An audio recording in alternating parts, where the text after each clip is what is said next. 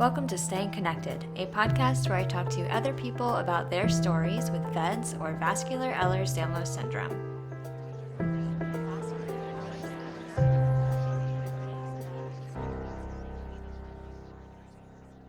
Hey everyone, and welcome back to Staying Connected. This is your host, Katie, and before we get into the show, I want to remind you that the views, information, and opinions in these podcasts are those of the individuals involved and do not represent the opinions of the Marfan Foundation. The Marfan Foundation is not responsible for and does not verify for accuracy any of the information contained in them, nor does the information constitute medical or other professional advice or services. This show is not produced by or affiliated with the Marfan Foundation or the VEDS movement. If you missed the last episode, we talked to Lisa Voya Johansen, a mother who lives in Norway and shared her daughter Karna's story with VEDS and her own experience coping with Karna's diagnosis. Today, I'm excited to share an interview with Jonathan Kile, who lives in St. Petersburg, Florida, and was diagnosed with VEDS following a series of life-threatening emergencies. Thank you so much, John, for sharing your story on the podcast and for helping raise awareness of VEDS. Let's go ahead and go to the interview.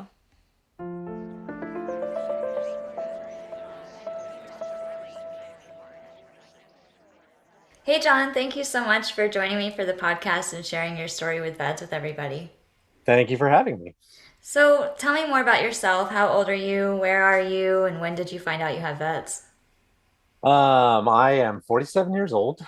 I live in St. Petersburg, Florida, and I was 42 years old. I was about a week after my 42nd birthday when I had an aneurysm rupture in my abdomen, my iliac, my left common iliac ruptured. Didn't know why. Fortunately, was lived close to a good hospital, and the doctors were able to repair that. And at that point, they realized there was something going on. My arteries were quite fragile. It took several months. I had some more major traumas that I'm sure we'll talk about. But it was about probably 6 months later that my diagnosis with VEDS came through from a genetic test from one of my subsequent hospitalizations. And that was kind of when that story started. So that was about 5 years ago? Yeah, almost exactly 5 years ago, actually. I think 5 years ago, like within the last day or two, was my last of six major surgeries that kind of cascaded that month or that year of the end of 2015 and 2016 into 2016. And did you know that you had an aneurysm in your iliac artery before it ruptured? Like, tell me more about that No, story. I was totally oblivious. I was, you know, healthy enough. I wasn't like a big exercise person, but I, was always thin, as many of us VEDS people are. And I had actually been rock climbing the night before. I'd just, been doing the rock gym that they'd opened in St. Pete. And my wife had just bought me an annual membership and we were going. And I mean, I was doing some probably some of the most strenuous like lifting and turning and stuff that I'd ever done the night before. Mm-hmm. So in hindsight, that was probably a catalyst for that first event. Not to say that it wouldn't have eventually happened in some manner, but I see it as no coincidence that I had an aneurysm rupture the next day.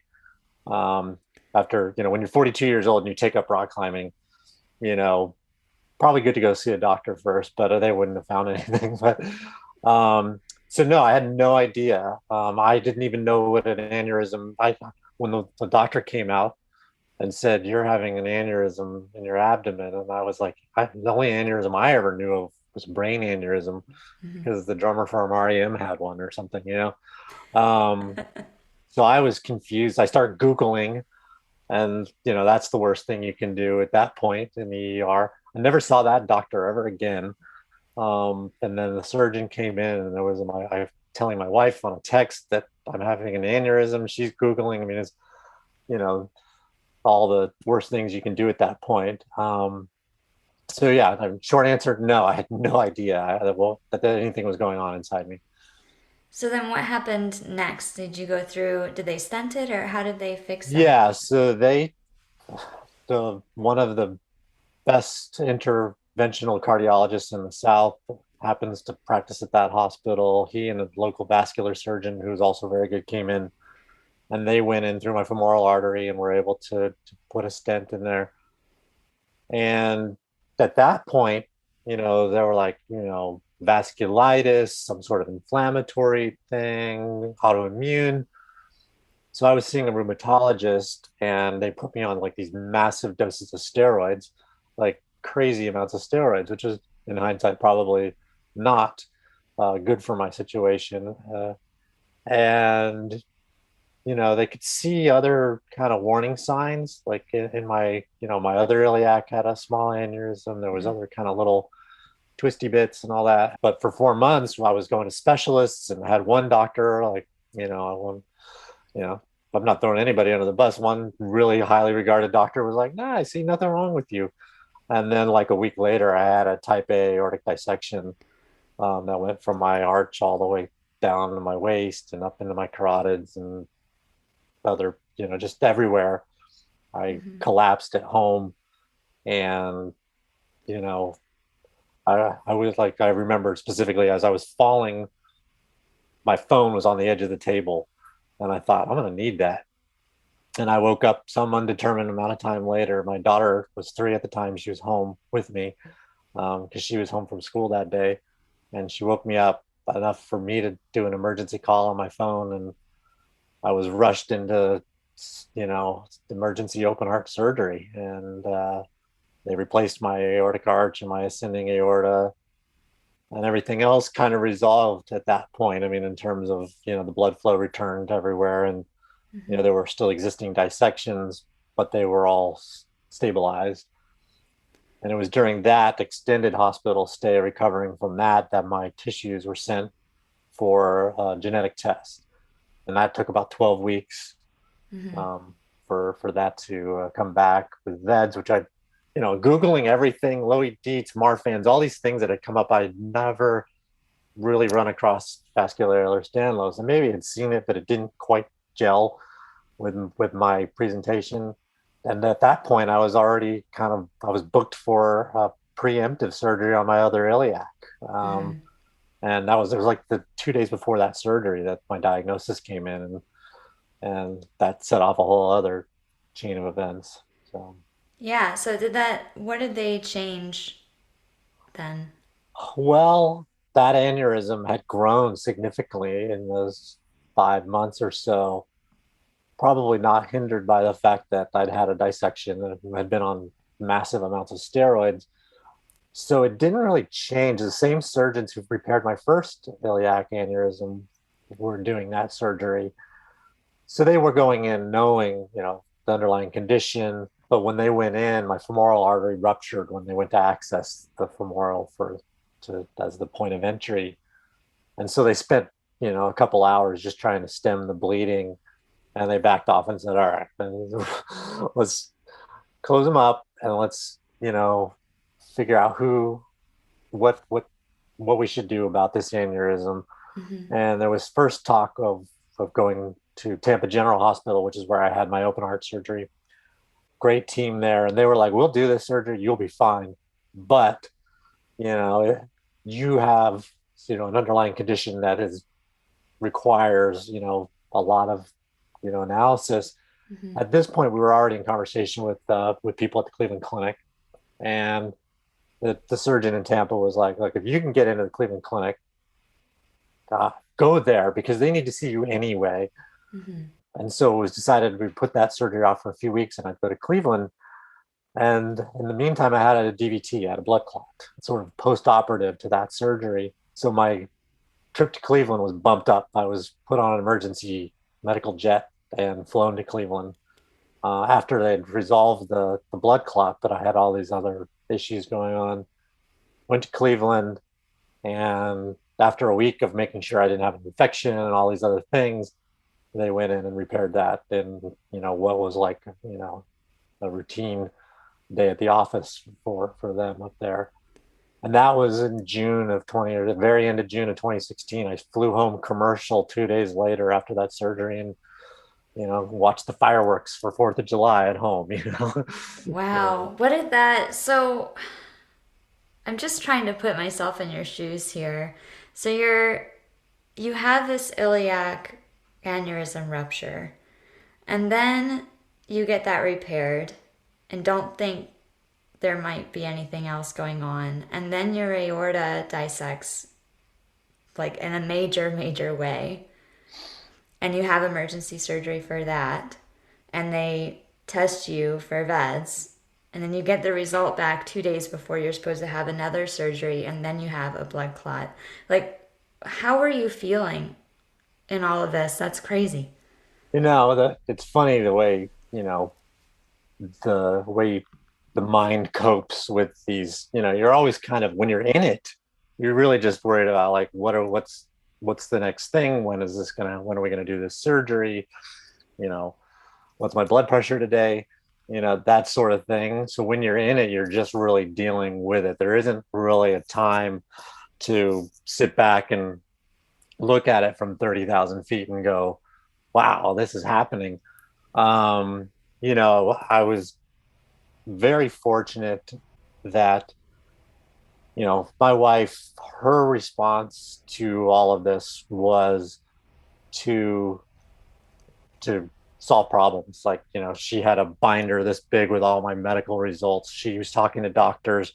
She would not miss a doctor on rounds. She was advocating for me constantly, to the point that, there would be times when, a nurse would come in maybe to give me a medication that the doctor had said, we're not doing that, and it hadn't made it into the chart. She was catching things.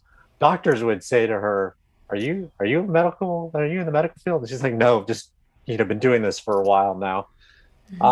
So I had that, and you're also, when you're post-operative and you're on oxycodone or whatever, and, you're kind of not exactly keeping track of time, all the time. So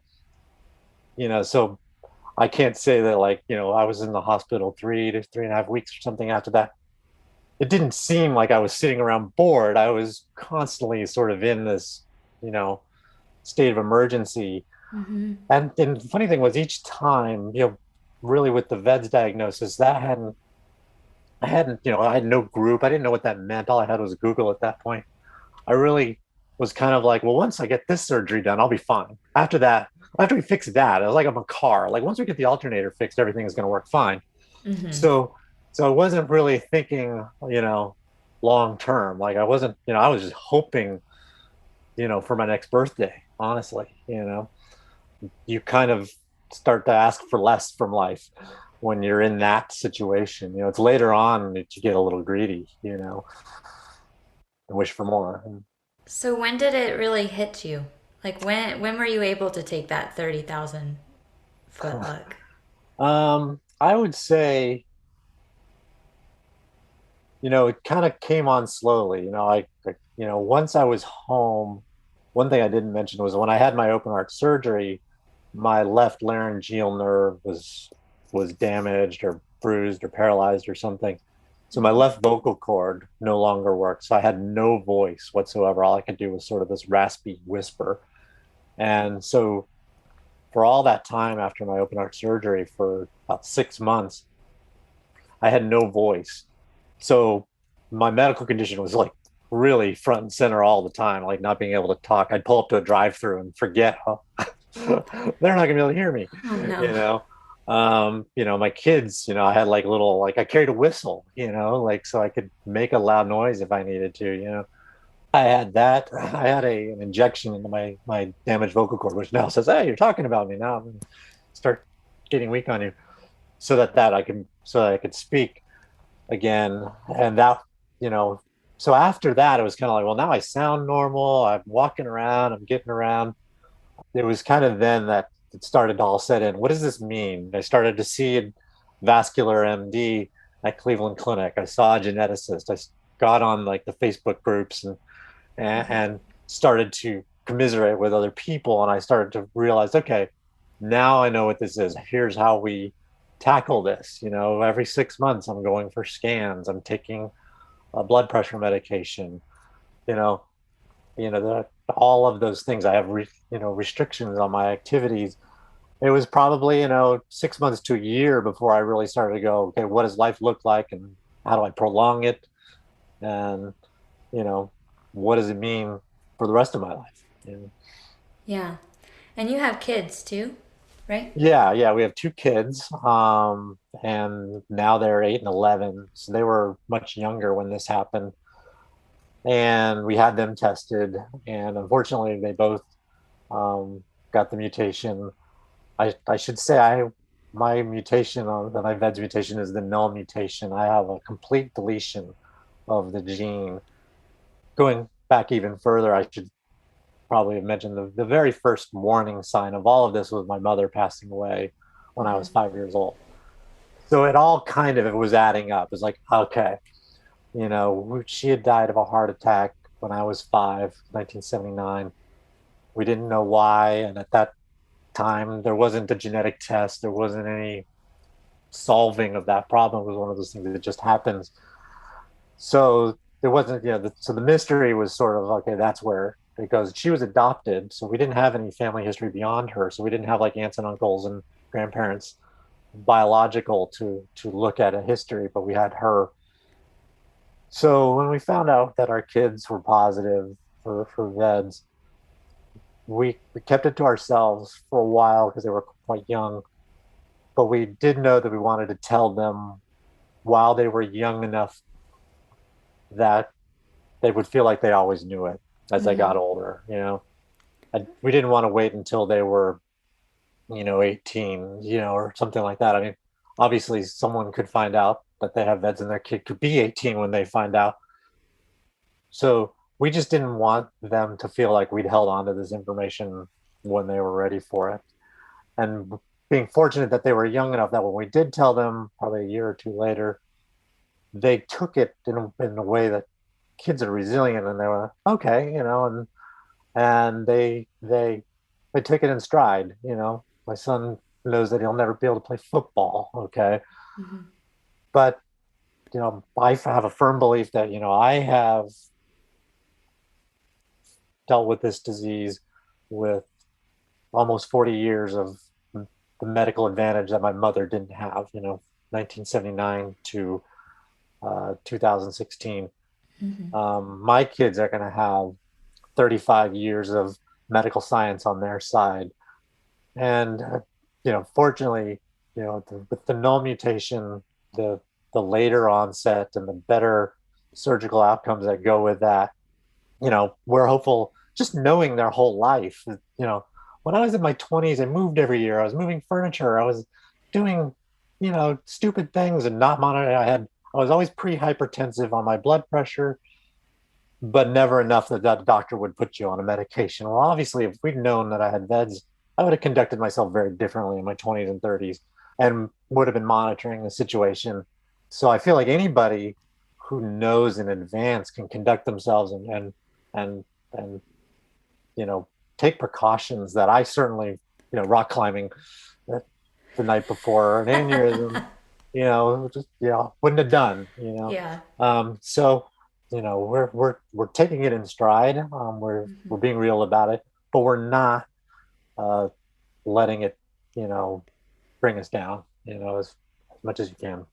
Yeah, and you mentioned this kind of like it comes across to me as a kind of like a hopeful feeling, right? Like you you acknowledge that the medical system is much different for you than it was for your mom and hopefully will be much better for your kids. Right. Is that kind of how you cope with it? Like how does it feel being a parent to two kids with VEDS, knowing that you have VEDS yourself?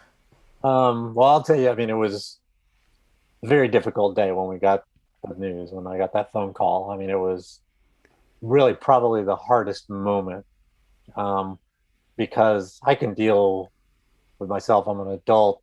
Mortality. These are things I have to deal with. And I'm not saying that that's easy, but for the kids, it was crushing to hear at the time, and it was still very early on in my knowledge of VEDS. So I had no idea what it meant for them. So yeah, I mean, it was certainly difficult.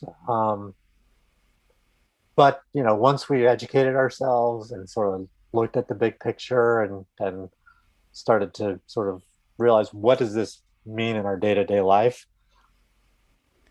certainly we have to make we have to make changes in order to acknowledge, their condition. There's certain activities that we're not going to encourage them to do.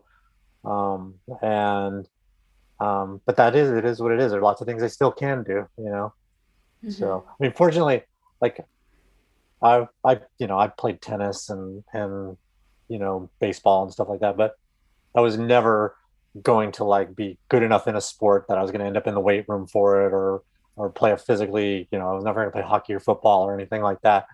I did not have the physical girth to do some of those things. So, and my son is skinny as a rail. He's not being told he can't play football is not a disappointment for him.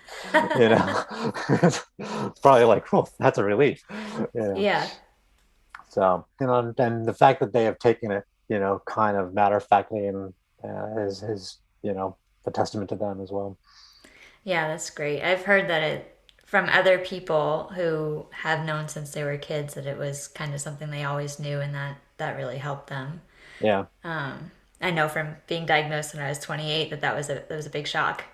And it was also this Yeah. big kind of like retrospective moment that explained a lot of things I had been through when I was younger. So I'm wondering, other than your family history with your mom passing away when you were young, did you have any signs when you were younger that you had this?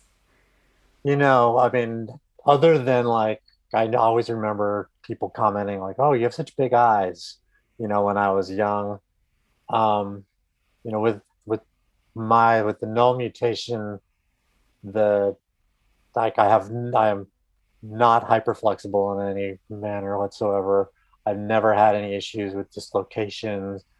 I've never had all those other sort of presentations, the sort of clinical presentation. I did have like a narrow palate and I had all kinds of braces and stuff like that.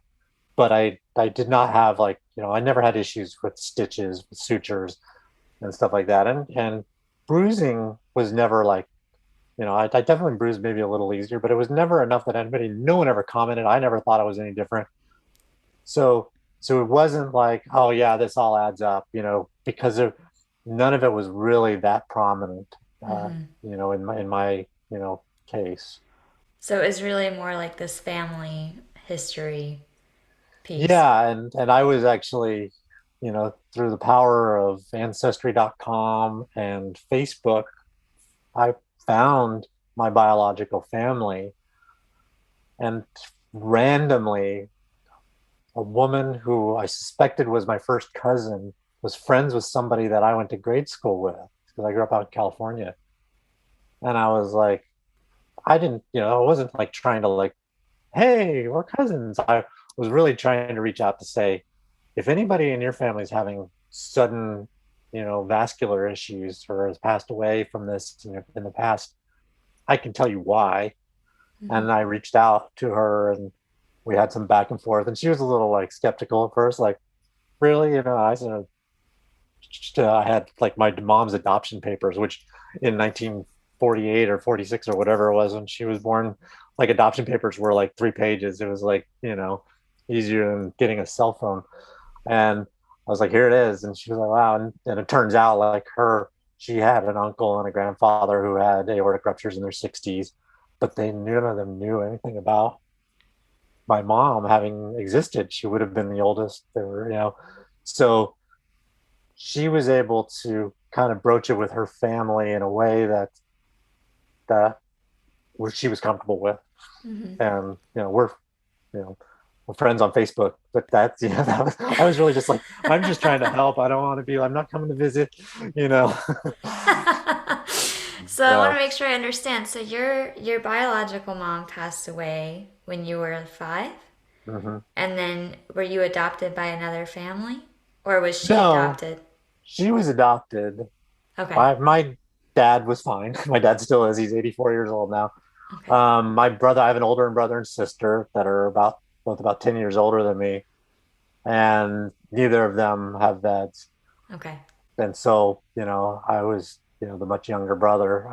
But yeah, so my dad, he remarried a couple years later, and my stepmom really was my mother figure for, and, as a child, like I always, said I kind of got the easy end of it because I was so young when my mom passed away and my dad remarried to a wonderful woman.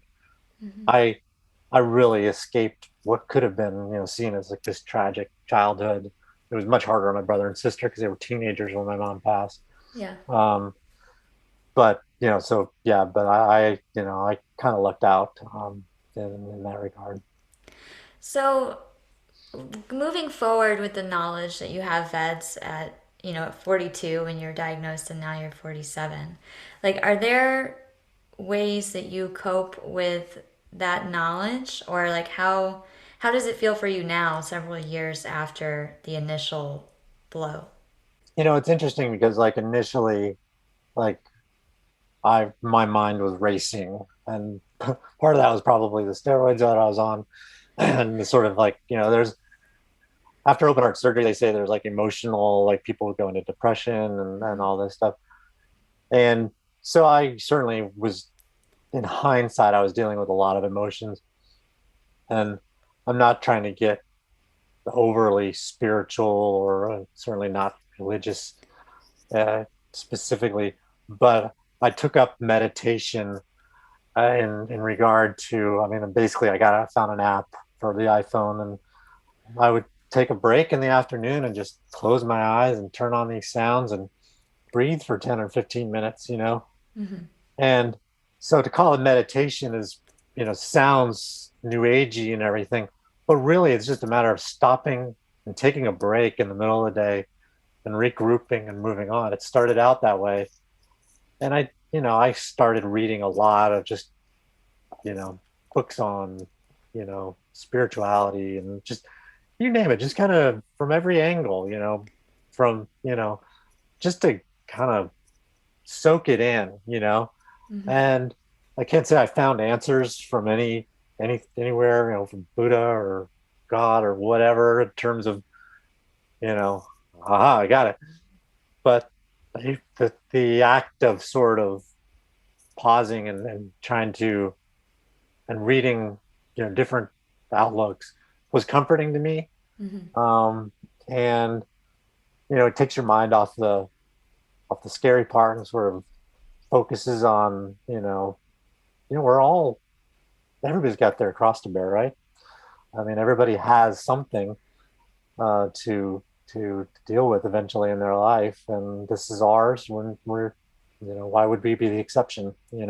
That's sort of my attitude. It's like I could, and my dad, he said to me once, he said, you can't give up, you can't wallow in this. You got to show your kids how to live.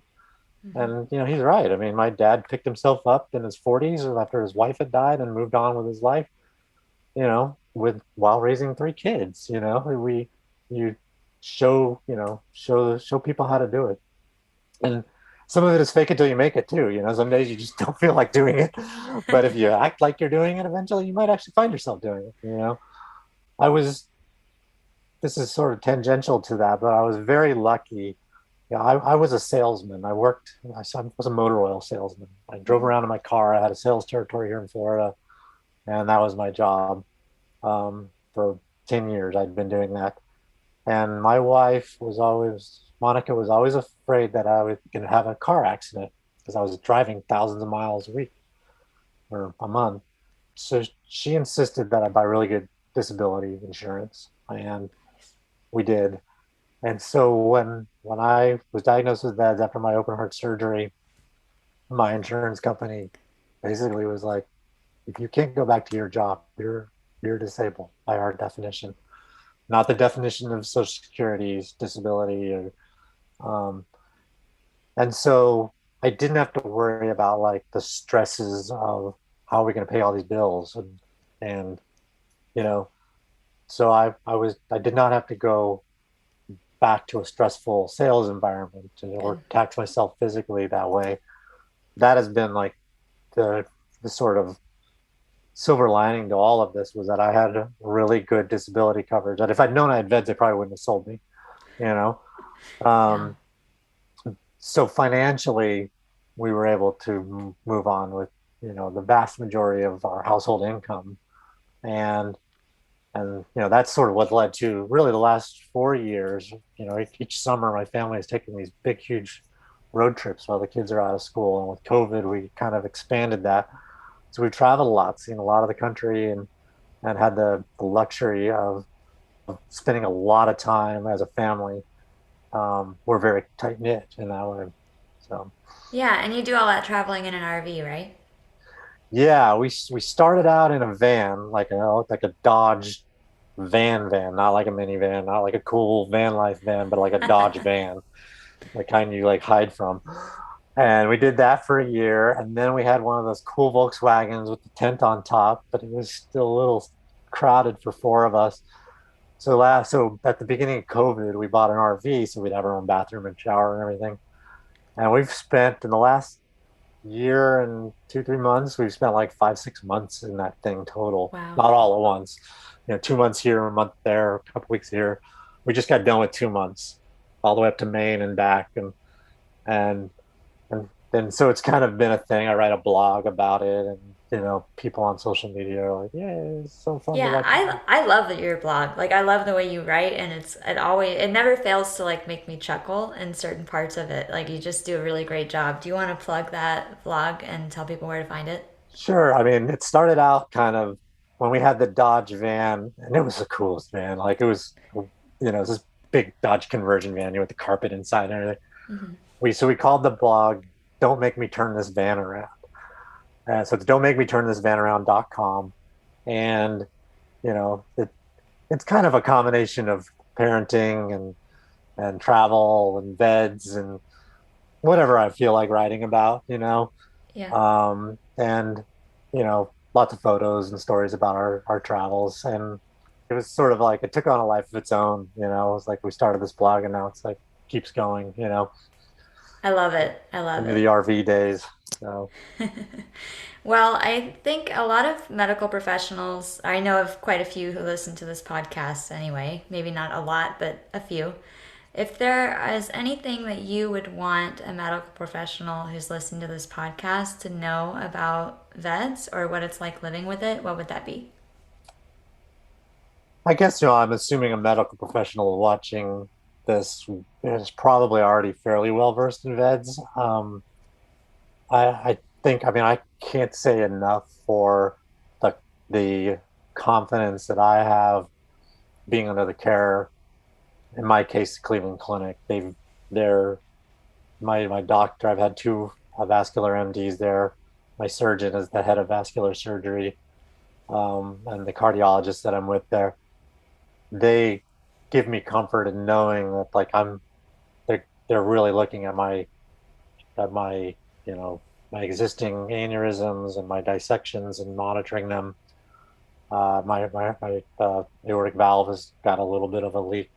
They're really cautious. Like my vascular doctor is really cautious, and so you know I feel good knowing that I have really competent people who care. Um, and and that is not to say that my surgeons and my vascular doctors here locally aren't excellent. I feel very comfortable in their hands. You don't need a surgeon who's an expert in VEDS when you have an emergency. What you need is a really good surgeon. Generally, and but to have somebody, even if they're halfway across the country, who is taking a look at you every 6 months to a year to advise you, on your day-to-day life and on any, sort of, if there are preemptive things that you can do surgically that are recommended. I think it's very important. I would say if you know, sometimes when I talk to other people with VEDS who they're very happy with their local cardiologist.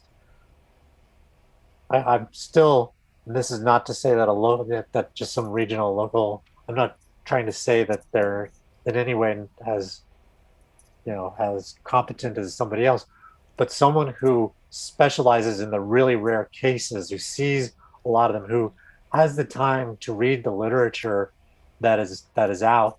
It's important. I can't expect my cardiologist here because he's got one VEDS patient to read every journal article that comes out about VEDS. Like, that's my job. That's my wife's job. We're here to tell him, you know. But I also know that when I go in, if I have an emergency, they know I have VEDS. They know they're going to be really careful. They're going to move slow. They're going to take the necessary precautions that you have to do with a person with VEDS. A vascular surgeon, cardiac surgeon in Tampa, who saved my life, you know, told my wife that it was the most difficult surgery with the best possible outcome that day. But he knew that there was something greater that he couldn't fix, Yeah. or something else going on that he couldn't fix. The next day, he did 4 heart transplants, but I was his difficult case that week. Yeah. So that tells you that these surgeons know what they're doing, but I think it's really good when they talk to each other. So I probably the answer is no. I don't have advice for medical professionals, but I hope that they know how important they are to our psyche. Maybe that's the thing. Yeah, I love that. Like just having that knowledgeable person on your team or one who's willing to consult with someone who is. Yeah, Like that puts me at ease, you know? absolutely, Yeah. absolutely. Well, thanks so much for sharing your story on the podcast and for just raising awareness and everything. It's my pleasure. Any last parting thoughts for anybody listening? No, I would just say, if people are trying to connect and you're not on social media, um, you can always reach out to me on my blog if you want to chat with somebody who has VEDS, and I'm always willing to talk about my experience or offer advice. I will tell everybody who's watching this that Katie is a wealth of information. Like she's got everybody on speed dial. I hate to put her in that situation, but it's important to have the network, because you can get questions answered quickly, and a lot of times it's the unknown that brings the anxiety out. Yeah. Thank you. It's a really connected community and there are lots of different ways to get connected with people either individually or through the Facebook groups or through like resources like the VEDS movement, support groups that are out there. So you don't have to go through this alone if you're watching this like or listening to it. You don't have to go through this alone. There is always a way to connect with somebody else. So thanks Absolutely. for bringing that up, John. And My thank you pleasure. so much for joining the show. Thanks a lot.